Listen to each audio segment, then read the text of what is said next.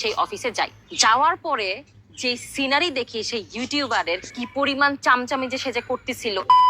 আসসালামু আলাইকুম ওয়া রাহমাতুল্লাহ। সবাই কেমন আছেন? আশা করি সবাই অনেক অনেক ভালো এবং সুস্থ আছেন। সবাইকে স্বাগতম জানাচ্ছি আমাদের আরেকটি নতুন ভিডিওতে। প্রতিদিনের মতো আমি আপনাদের সিরিয়াত ফারুকী।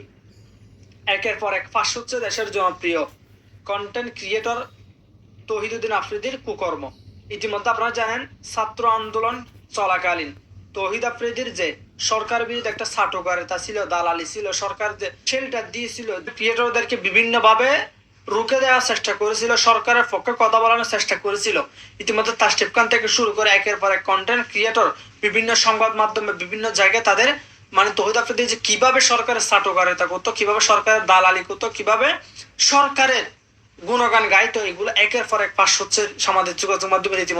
ইতিমধ্যে সরাসরি মুখ খুলেছেন বাংলাদেশের জনপ্রিয় ফুড ব্লগার ফুড আফ্রিদি। ইতিমধ্যে তিনি তৌহিদ আফ্রিদির যে কুকর্ম বা তৌহিদ আফ্রিদি যেভাবে সরকারের ছাটকারিতা করতো, দালালি করতো, সেগুলো ইতিমধ্যে ফেসবুক লাইভে এসে মুখ খুলেছেন ফুড আফ্রিদি। ইতিমধ্যে আপনারা সেই ভিডিওটা দেখলে ইতিমধ্যে হতভম্ব হয়ে যাবেন। একজন কন্টেন্ট ক্রিয়েটর কতটুকু কতভাবে যে সরকারের দালালি করতে পারে বা কতভাবে সে সরকারের ছাটকারিতা করতে পারে। ভিডিওটা আর বেশি কথা বলাচ্ছি না, ভিডিওটি লম্বা হয়ে যাবে। তো আমি সরাসরি ফুড আফ্রিদি সে ভিডিওটা দেখবো। প্রথমে ক্ষমা আছে নিচে আমি এরকম একটা থাম্বনেল দেওয়ার জন্য সবার কাছে আন্তরিকভাবে ক্ষমা প্রার্থী। আর বেশি কথা না বলে আমরা তৌহিদ আফ্রিদি কুকর্ম প্রসঙ্গে বা তৌহিদ আফ্রিদি প্রসঙ্গে যে সরকারের বা ছাত্র আন্দোলন চলাকালীন তৌহিদ আফ্রিদি যেসব কুকর্ম তিনি কিভাবে শেল্টার দিয়েছেন তার মুখ থেকে আমরা একটু বিস্তারিত। আমি একটা ভিডিও আপলোড করি যেটা ছিল কেরানীগঞ্জের উন্নয়ন নিয়ে। এরপর যখন নির্বাচনটা কমপ্লিট হয়ে গেল, এরপর পরই যে সমস্ত কন্টেন্ট ক্রিয়েটররা সরকারি প্রজেক্টে ভিডিও বানাইছে তাদেরকে একটা সেলিব্রেশন পার্টিতে ডাকা হয়, এবং সেই পার্টিতে অলমোস্ট বড় বড় কন্টেন্ট ক্রিয়েটর থেকে শুরু করে একদম আন্ডার 18 যে কন্টেন্ট ক্রিয়েটর তারাও সেখানে উপস্থিত থাকে। স্বাভাবিকভাবে সেই পার্টিতে আমিও যাই, কারণ দেশের বড় বড় ইনফ্লুয়েন্সাররা কন্টেন্ট ক্রিয়েটররা আসবে, সেই জায়গায় একত্রিত হওয়ার সুযোগ হাতছাড়া করার তো কোনো কারণ নাই। সেই সেলিব্রেশন পার্টিটা হয় ঢাকার গুলশানের একটা ক্লাবে। ওখানে যাওয়ার পরে দেখি পুরো বিষয়টাকে হোস্ট করতেছে বাংলাদেশের সেই টপ ইউটিউবার। ওখানে নানান ভাবে সরকার কি কি করছে, সরকার কি কি করে নাই, সরকারের গুণগান সবকিছুই বলা হচ্ছে। তো যাই হোক, বিষয়টা আমরা অত বেশি পাত্তা দিই নাই। আমরা আমাদের মতন করে এনজয় করতেছিলাম, ছবি তুলতেছিলাম, আমরা ফানি ফানি কন্টেন্ট বানাচ্ছিলাম, কেউ কেউ কোয়েশ্চেন অ্যান্সার, এই ধরনের অ্যাক্টিভিটিস আমাদের মধ্যে ছিল। হুট করে ডিনারের শেষে দেখলাম একটা পাশে কিছু একটা হচ্ছে। জিনিসটা আমার কাছে একটু খটকা লাগে, কারণ জায়গাটা একটু অন্ধকার ছিল। তো আমি বোঝার চেষ্টা করি যখন আসলে হচ্ছেটা কি। আমার তো এই ধরনের কোনো এক্সপিরিয়েন্স নাই বা এই ধরনের জায়গাতে আমি যে অভ্যস্তও না। দেখার পর আমার হাজবেন্ড আমাকে বলে, ইউ ক্যান্ট ইমাজিন ফাবিয়া, এখানে কি হচ্ছে, তোমার এখানে যাওয়ার দরকার নাই, বাই বলো, এখনই এখান থেকে বের হও। আমি জাস্ট অবাক হয়ে যাই, সেখানে সমস্ত কন্টেন্ট ক্রিয়েটরের জন্য আনলিমিটেড মদ খাওয়ার তারা সুযোগ করে দিছে। মানে ভাবতে পারতেছেন, সরকারের গুণগান গাও, সরকারের পক্ষ নাও, সরকারের পক্ষে কথা বলো, ভিডিও বানাও, তার বিনিময়ে খাও, টাকা নাও, যা খুশি তাই পাও। আমি আর এক সেকেন্ড সেখানে দেরি করি নাই, কারণ যেহেতু আমি ওই পার্টিতে গেছি, সেই ইভেন্টে গেছি, অবশ্যই সেখানে আমার ছবি আছে, থাকাটাই খুব স্বাভাবিক।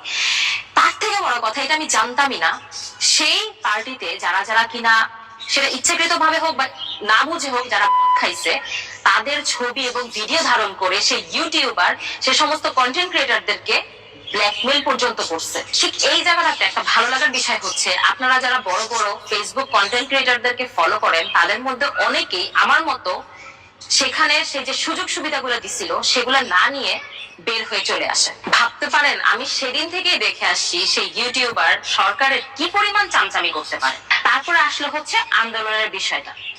আন্দোলন শুরু হওয়ার বেশ কিছু বাবুটাকে সবসময় আমার মার কাছে রেখে বাসা থেকে বের হই এবং যা করার তা কিছু করি। আন্দোলন শুরু হওয়ার আগে যেহেতু আমার আম্মু চলে গেছিল, এদিকে হচ্ছে টানা 11 দিন আমার বাচ্চা টানা অসুস্থ ছিল, সবকিছু মিলায় আমার পক্ষে সশরীরে আন্দোলনে যোগদান করা সম্ভব হচ্ছিল। তারপর যখন আন্দোলনটা ফেসবুকে অনেক বেশি আলোড়ন সৃষ্টি করলো, আমি কিন্তু একেবারে 16 তারিখ থেকে ছাত্রদের পক্ষে বা আন্দোলনের পক্ষে ফেসবুকে পোস্ট দেওয়া শুরু করলাম। এই পোস্ট দেওয়া শুরু করতে না করতে বিভিন্ন জায়গা থেকে ফোন আসে, বিভিন্ন জায়গা থেকে থ্রেড আসে, পোস্ট দিলে এই হবে, সরকারের বিপক্ষে গেলে এই হবে, সরকারের পক্ষ না নিলে এই হবে, সেই হবে। তো যাই হোক, বিষয়গুলো আমি ওভাবে আমলে নেই নাই। তারপর যারা যারা আন্দোলনের পক্ষ নিয়ে পোস্ট দিছে ফেসবুকে, তাদের সবাইকে আওয়ামী লীগের আমিও ছিলাম, যদি আমরা সেই অফিসে না যাই, সামনাসামনি আমরা মিটিং এ না বসি, আমাদের যত সমস্ত ক্ষয়ক্ষতি করার তারা করবে বলে আমাদেরকে থ্রেট দেয়। তারপর আমরা অনেকটা বাধ্য হয়ে, মানসিক ভাবে অনেকটা ডিপ্রেসড হয়ে আমরা সেই অফিসে যাই। যাওয়ার পরে যে সিনারি দেখি সেই ইউটিউবারের কি পরিমাণ চামচামি যে সে যে করতেছিল, আমার জাস্ট লজ্জা লাগতেছিল এটা ভেবে যে আমি আমার কলিগদের সামনে সরকারের চোখে পড়ার জন্য বা সরকারি কোনো একটা পদ পাওয়ার জন্য আমি এই পরিমাণ এই পরিমাণ ছেঁচড়ামি আর এই পরিমাণ চামচামি করতেছি, সেটা আবার আমার সহকর্মীরা দেখতেছে। মানে তার ভিতরে যে কোনো পরিমাণ লজ্জা শরম নাই, এটা আমি সেদিনই বুঝতে পারছি। সেখানে ডাকার পর দেখলাম যে অনেক মন্ত্রী মিনিস্টাররা ছিল, ছাত্রলীগের কিছু নেতা ছিল, তারা আমাদেরকে নানান ভাবে ভয়ভীতি দেখিয়ে সরকারের পক্ষ নিয়ে, ছাত্রদের বিপক্ষ নিয়ে ফেসবুকে ভিডিও বানাতে বলে। এবং ভিডিও বানানোর পর আমরা যা কিছুই ডিমান্ড করবো না কেন, চাওয়া মাত্র আমরা পেয়ে যাব, এই ধরনের লোভ আমাদেরকে দেখানো হয়। বাট আল্লাহর অশেষ মেহেরবানিতে এ ধরনের লোভে আমরা অনেকেই পা দিয়ে নেই। আমি সব থেকে বেশি অবাক হয়েছি যে ওই চামচার ঘরের চামচা প্রত্যেকটা কন্টেন্ট ক্রিয়েটারের মোবাইল ফোন জাস্ট কেড়ে নিয়ে তাদের কাছে জমা রাখে। এটা কি ধরনের বিহেভিয়ার হলো আমি বুঝলাম না।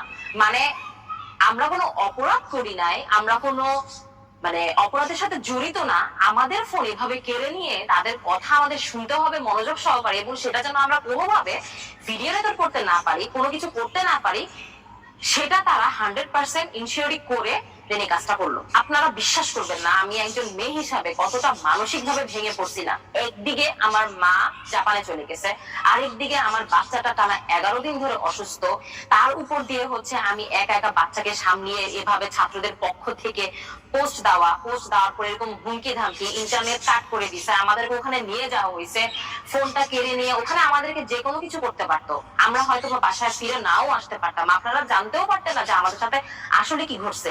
কারণ সেখানে যে আমি যাচ্ছি, আমি যে কাউকে জানাবো, কোথাও আমি পোস্ট দিব বা কোথাও আমি একটা লোকেশন শেয়ার করবো, সেরকম কোনো পরিস্থিতি কিন্তু আমাদের ছিল না। আরেকটা বিষয় হচ্ছে ওখানে অনেক কন্টেন্ট ক্রিয়েটরদেরকে ডাকা হয় যারা কিনা ওখানে উপস্থিত থাকে নাই, এবং আমাদের সামনে তাদেরকে উদ্দেশ্য করে বলা হচ্ছিল যে যারা আসে নাই তাদেরকে তারা দেখে নিবে।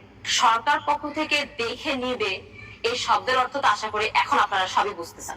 এরপর এই ঘটনার পরে আমরা যখন বাসায় ফিরে আসি, আমার হাজবেন্ড জাস্ট আমাকে একটা কথা বারবার বলতেছিল যে আল্লাহর উপরে ভরসা রাখো, আমার উপরে ভরসা রাখো, ছাত্রদের পক্ষে থাকো এবং মিথ্যার বিপক্ষে থাকো। হ্যাঁ, তারপরে আমি জানি যে এরপরে কিছু মানুষ বলবে আন্দোলনের সময় আমি কোথায় ছিলাম। যাই হোক, তারপরে আমি 2-2-4 মিলালাম যে কিভাবে এবং কেন আমাদেরকে টাকা দিয়ে ভিডিও বানাতে বলা হয়েছে, কেন খাইয়ে ব্ল্যাকমেল করে ভিডিও বানাতে বলা হয়েছে, এবং মিটিং এর মধ্যে ব্ল্যাকমেল আবারও সরকারের পক্ষ নিয়ে এবং ছাত্রদের বিপক্ষ নিয়ে ভিডিও বানাতে বলা হয়েছে। একটা জিনিস চিন্তা করতে পারেন, একটা দেশের সরকার কতটা জঘন্য হলে, কতটা শয়তান হইলে ছোট্ট কন্টেন্ট ক্রিয়েটরদেরকে তারা ছাড় দেয় না। এই সরকার যদি আরো থাকতো এবং এই কন্টেন্ট ক্রিয়েটর গুলোকে নিয়ে যে কি করতো, সেটা আল্লাহ একমাত্র ভালো বলতে পারবে। যাই হোক, সরকার যেমন তেমন, আমার সব থেকে কষ্ট লাগার বিষয়টা হচ্ছে একজন ইনফ্লুয়েন্সার হয়ে যাকে কিনা কোটি কোটি মানুষ ফলো করে, তাকে অ্যাডমায়ার করে, সে কিভাবে এই ধরনের কাজকে সাপোর্ট করে সরকারের পিছনে দিনের পর দিন চামচামি করতে পারলো। সব থেকে হাস্যকর বিষয় ছিল যে ওই ইউটিউবার ফেসবুকে এসে এখন কান্নাকাটি করে বলতেছে সে নাকি অনেক বেশি চাপের মুখে ছিল। ভাইরে ভাই, আমি এই জীবনে প্রথম কারো কান্না দেখে হাসছি লিটারেলি, যে কিভাবে সে একটার পর একটা মিথ্যা কথা বলতেছে। সালমান মুক্তাদির ভাইয়া, কাফি ভাইয়া এবং যারা আন্দোলনে একেবারে সশরীরে গিয়ে একেবারে সোচ্চার ছিল, তাদেরকে সত্যি অনেক ধন্যবাদ যে তারা যদি এভাবে আমাদের পাশে না দাঁড়াতো বা ছাত্রদের পাশে না দাঁড়াতো, অনেক কিছু হয়তো বা আমরা মিস করতাম। আর যুগে যুগে এরকম সাহসী মানুষ যে সবাই হতে পারবে এরকম কোনো কথা নেই। যার জায়গা থেকে যে যতটুকু সাপোর্ট করছে তাকে অতটুকু অ্যাটলিস্ট অ্যাপ্রিসিয়েট করতে শিখেন। লাস্ট একটা কথাই বলবো, যে সমস্ত ইউটিউবারদেরকে আপনারা ফলো করেন বা যাদের দ্বারা আপনারা ইনফ্লুয়েন্সড হন বা আইডল মনে করেন, একটু বুঝে শুনে তাদেরকে ফলো করবেন, বোঝার চেষ্টা করবেন তাদের আসল রূপটা আসলে